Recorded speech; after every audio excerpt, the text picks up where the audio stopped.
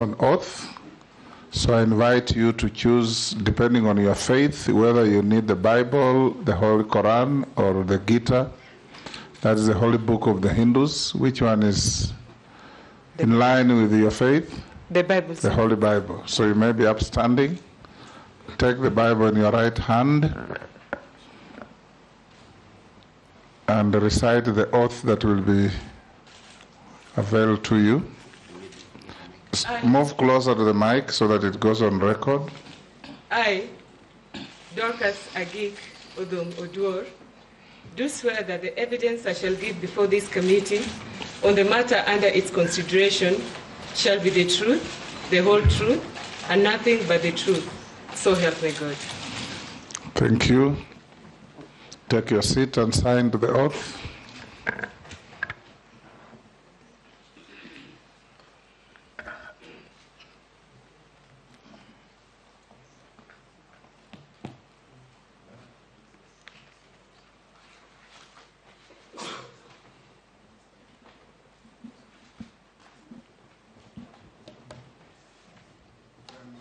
Give your documents to the sergeant to pass to the clerk so that he can be able to check against what we have on you.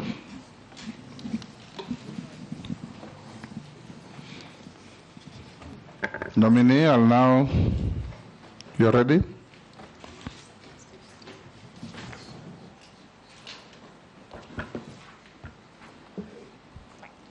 You are ready? Yes, I am, Honorable Speaker. Thank you, honorable members. For the record, I know the nominee very well in my long years of practice of the law. We have interacted with the nominee when she worked in the Attorney General's chambers in the old constitution and after her transition to the new constitution. She's somebody we've worked with in cases sometimes on the same side, sometimes on opposite sides. That notwithstanding, it will not impair my ability to engage her, to find her suitability or otherwise. Nominee Dorcas, we invite you to introduce yourself by telling this committee your name, your educational background, your work experience, and above all, your competences that make you think you are suitable to hold the office to which you have been nominated for consideration for appointment. Honorable Speaker. In 5 minutes. Honorable Speaker, sir, I had prepared an opening statement to introduce myself. May I proceed? Go ahead, I'll give you room to do that. Is it less than 5 minutes? It will be. Okay. Honorable Speaker, sir, honorable members of the Committee on Appointments, my name is Dorcas Oduor. I'm privileged to appear before you today for the purpose of being vetted for the position of Attorney General of this great Republic of Kenya. This is as required under Article 156, Sub-Article 2 of the Constitution of Kenya. Honorable Speaker, sir, and honorable members, I'm deeply, deeply humbled by the confidence and trust which His Excellency the President, Dr. William Samoei Ruto, has shown and placed in me by nominating me to this position.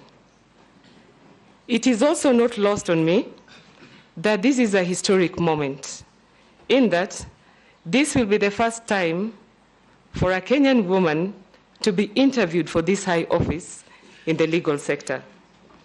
I'm therefore under no illusion that should I be approved by this august House, much would be expected of me, both as a jurist and more significantly as a woman. Mr. Speaker, and honorable members, it would be remiss of me not to acknowledge the fact that, in essence, I do not stand here alone. I stand on the shoulders of many people of goodwill, and I'm a beneficiary of their generous support and mentorship. Their knowledge and wisdom over the years has shaped me into the person I am today.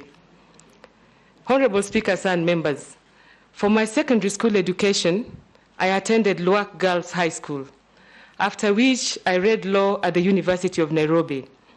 Thereafter, I gained a postgraduate diploma from the Kenya School of Law.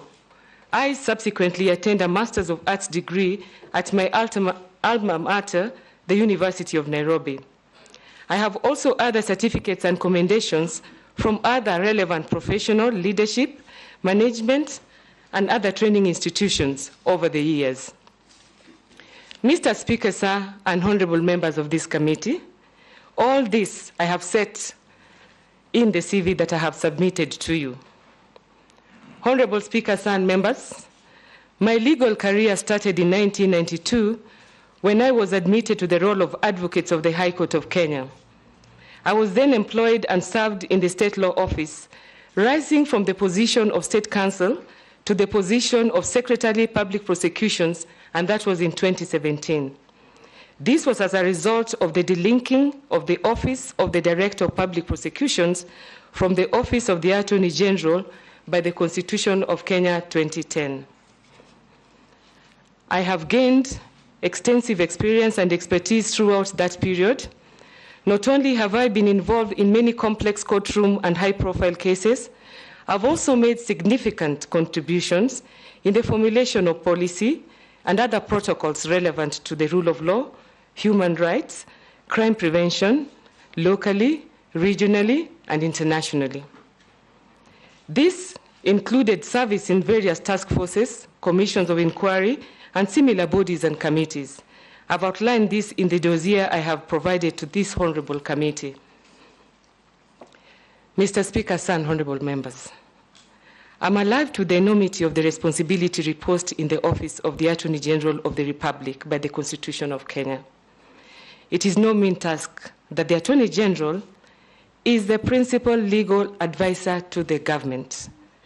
The Constitution also mandates the office to promote, protect, and uphold the rule of law, and to defend the public interest. While these high legal concepts are still evolving through the growing jurisprudence in our courts and elsewhere, they nonetheless require of this office a vibrant awareness of the human rights ecosystem within the legal framework.